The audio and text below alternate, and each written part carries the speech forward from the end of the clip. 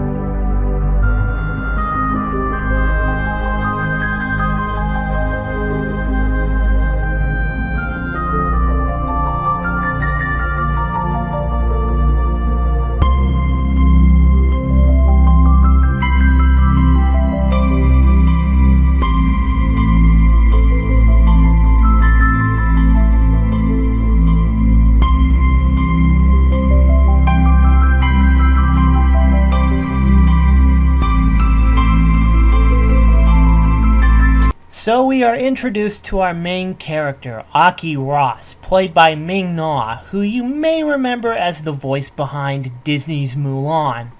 As she stares out into the distance, an earthquake suddenly erupts, and we cut to a strange computer display of some sorts. Here we get our first glimpse of where we are. Earth, December 13th, 2065. And here comes our first departure from the game series, wherein every installment of the game has a world of its own. The movie, however, takes place in a world that already exists. Ours. So we arrive at a devastated New York City. Boy, does this bring back memories, don't they, considering that the fact that the attacks on the World Trade Center happened exactly 2 months after this film's release. Jeez, talk about your sense of irony. Were the creators of this movie trying to warn us about something? However, it doesn't take long for our main character to be attacked by these glowing orange things.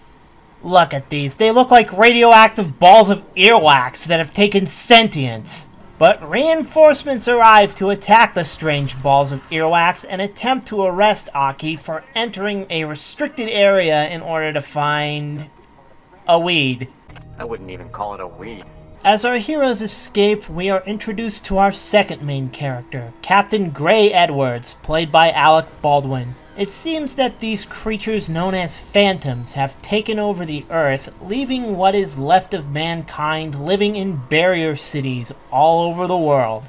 Hey look, it's those carcinogenic, highly invasive biometric body scanners we have to go through every time we go to the airport, courtesy of the Department of Homeland Security and Anwar al-Awlaki. But unfortunately, the captain has been found positive for... insert unnamed condition here, as he quickly falls ill. So they rush him to the operation table to neutralize the mysterious pathogen.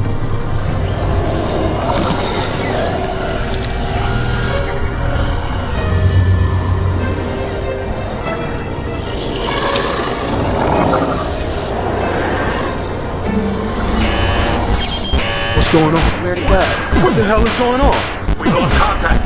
Infestation is moving deeper. Tracking. There's no time. Tracking. There is no time. You're gonna lose it. Extremely shield is failing. Found it.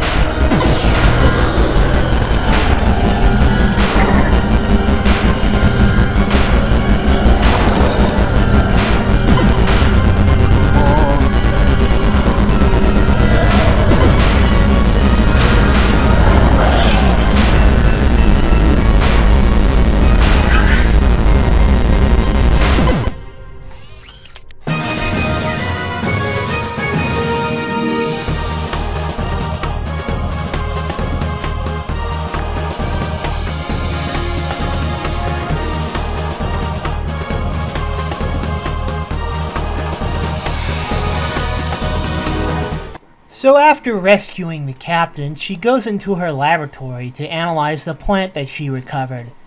There we meet Dr. Sid, spelt with an S rather than a C as in the games, who is played by Donald Sutherland. He tells Aki that she should keep her research a secret and that no one should know what they are doing. He fears that if people were to find out the true nature of their research, they would be labeled insane and have their entire operation shut down. You mean like what should have happened to the producers of this film? So we cut to the next day at the Grand Council meeting where we meet General Hein, played by James What? What are you doing here? I know you like to play the bad guy in every movie that you're in, James, but please, can't you tell a stinker when you see one? His rather twisted but noble plan is to use a giant orbital cannon that will obliterate the Phantoms once and for all. However, due to the weapon's immense power, the Council is afraid to use the weapon in fear that they could destroy the planet. Aki reveals that there is another method to stopping the Phantoms, as she reveals that she has been infected by them before. There is evidence. Our partially completed energy wave has successfully stopped phantom particles from spreading through a terminally infected patient. Doctor, do you claim to have evidence that a terminal patient has been cured? Not cured. The wave is not complete. But we've succeeded in containing the particles safely inside the patient. Where is the proof? Here. Look.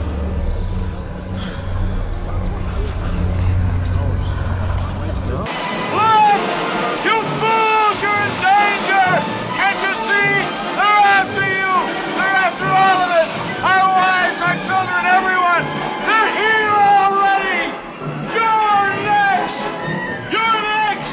You're next! So as Aki prepares to leave on another scientific expedition, General Hein orders the captain to go with her to keep a watch over her behavior, fearing that the Phantoms inside of her may be controlling her. So we're off to Tucson, Arizona, or what is left of it, in search for the 7th spirit signature. Oh yeah, I forgot about that. Apparently our heroes are looking for 8 pure spirits that are the key into stopping the Phantoms. And here comes our New Age Gaia environmentalist BS, in that every living thing has a spirit, as well as the Earth itself, or some crap like that. I'm usually asleep at this point. What, you don't like your stupid preachy environmentalism in your movies? Well, get used to it, cause this movie is chock full of it. So they dropped some kind of buoy that is supposed to attract the Phantoms away from them while they are on the ground, which proves utterly useless since the Phantoms inside Aki also have the same effect as she suddenly collapses into unconsciousness. So as they attempt to escape from the Phantoms, a fight breaks out on the ship over whether or not they should arrest Aki. However, that is until... What you say? That you only meant well, well, cause you did. What you say? That it's all for the best, cause it is. What you say? That it's just what we need. You decided this. What what you say. What did she say? And some notes keep falling out your mouth. Word of the incident reaches General Hein, who orders the arrest of Aki and Sid, as well as everyone else involved. Meanwhile, Sid reveals that Aki is dying apparently because the phantoms inside of her are beginning to spread out of control. So the captain opts to stay by her side throughout the operation, and we enter into yet another of Aki's dream sequences. Okay, let's address this really quickly. What the heck is up with these dream sequences? I mean, they make absolutely no sense, and the movie doesn't even take the time to explain what they are about. Speaking of which, remember when Sid told Aki to destroy all evidence of their research in case they are raided by the feds? Apparently she's not a very good listener. Okay, what do we have here? We've got a hard drive full of questionable photos of some guy's kids, stacks of magazines of male pornography, a meth lab in the back room, and recordings of Aki's recent drug trips. Okay, folks, move along. There's nothing to see here. Of course, General Hein's going to use all of this for some nefarious scheme of some sorts, like just letting the phantoms walk into the city so we can have some kind of excuse to use our orbital death ray that we so anxiously want to play with. That dastardly slime ball! Unfortunately, this plan backfires when his plan to let a few phantoms in ends up letting a whole slew of phantoms invading the city. What have I done?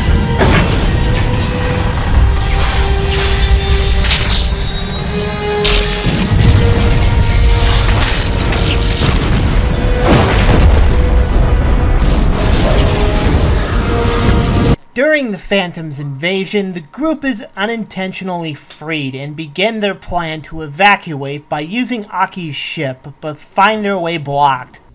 Which means we're gonna have to figure out another way to get to it.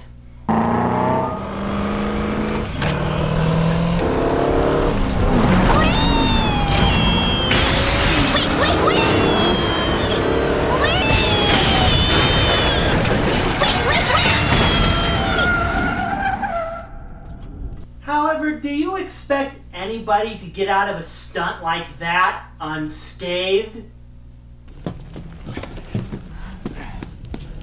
Oh, God. Talk to me, Sarge. Ouch! I rest my case. We'll be back for you, Sergeant. You hear me? I hear you, Captain. Now get out of here. And you see, another prime example why racism isn't dead in the movies. The black dude always dies first. Too bad the other members of Captain Gray's team don't fare much better either. So now when's the old man gonna get it? So Aki, the captain, and Dr. Sid escape to look for the last spirit signature, which turns out to be in the meteor crater that the Phantoms originated from. How oddly convenient. Meanwhile, General Hein decides to kill himself, feeling responsible for the death of everybody in New York City. Of course, that all changes when he finally gets permission to use his orbital death ray cannon. I don't get this guy. He gets all remorseful and even suicidal about killing everybody in New York, but when it comes to possibly killing everybody on Earth, then he's got a duty to perform. G.I. Joe!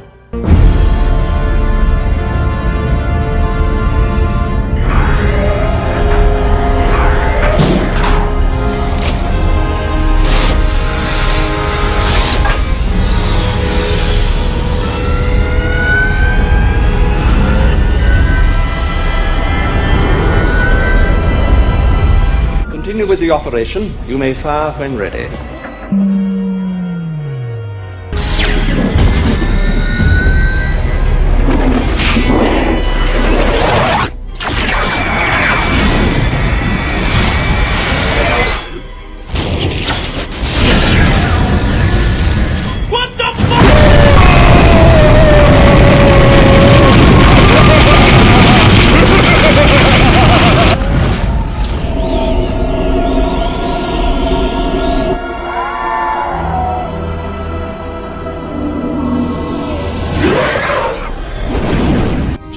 system is overheating, sir. We're going to hit it again and again, and keep on hitting it until it's dead. But sir, we're not even sure if it's having any effect on the creature. No effect. We've got them on the run, soldier. This is our moment of victory. I order you to fire. The system won't allow us to fire again. We'll see about that. Gee, that sucks. Good thing this ship has manual override. Which means that having to ask permission for the launch codes ends up being completely pointless. Oh well.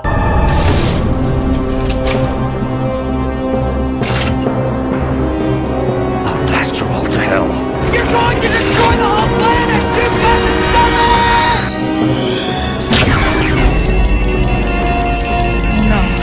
it! No.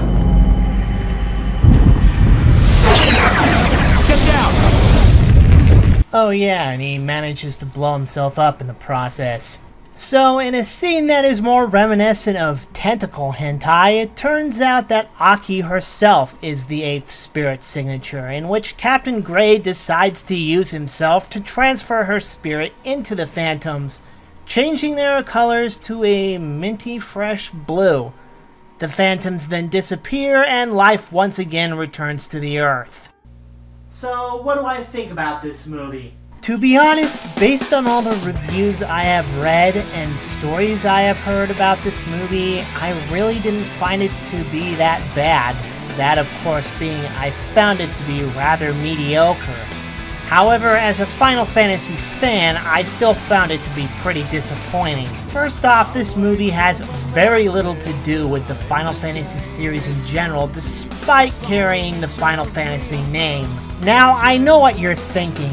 Don't be so hard on it. After all, every Final Fantasy game has its own unique story that is completely set apart from the other games, and the movie is no different.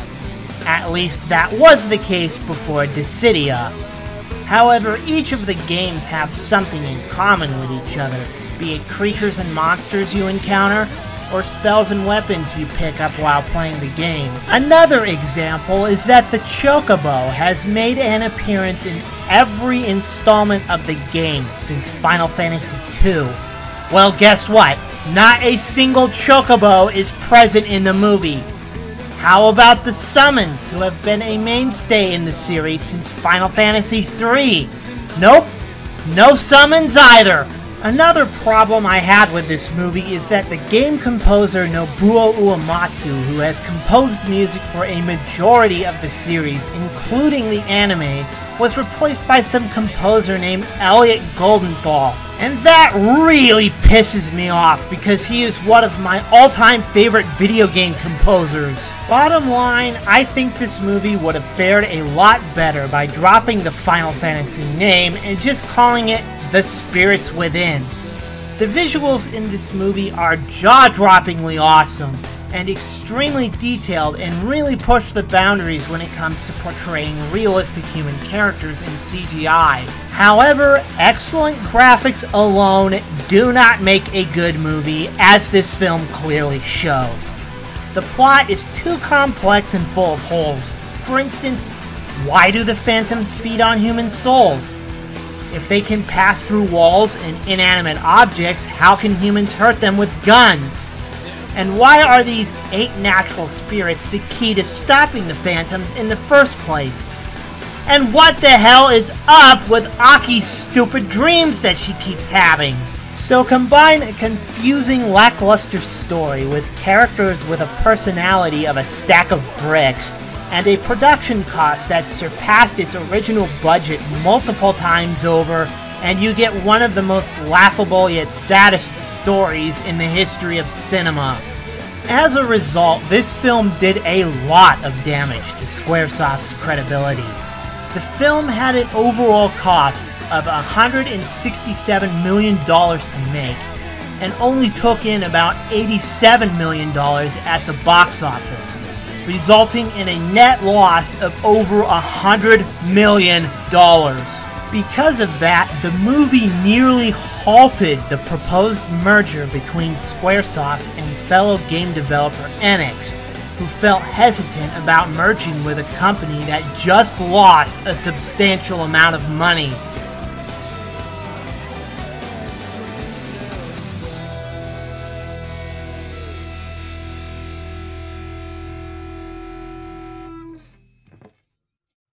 So that is about as much as I can say about Final Fantasy The Spirits Within. However, if you do want a good Final Fantasy movie experience, I've got 2 words for you. Advent Children. This is the American Anime Otaku signing out.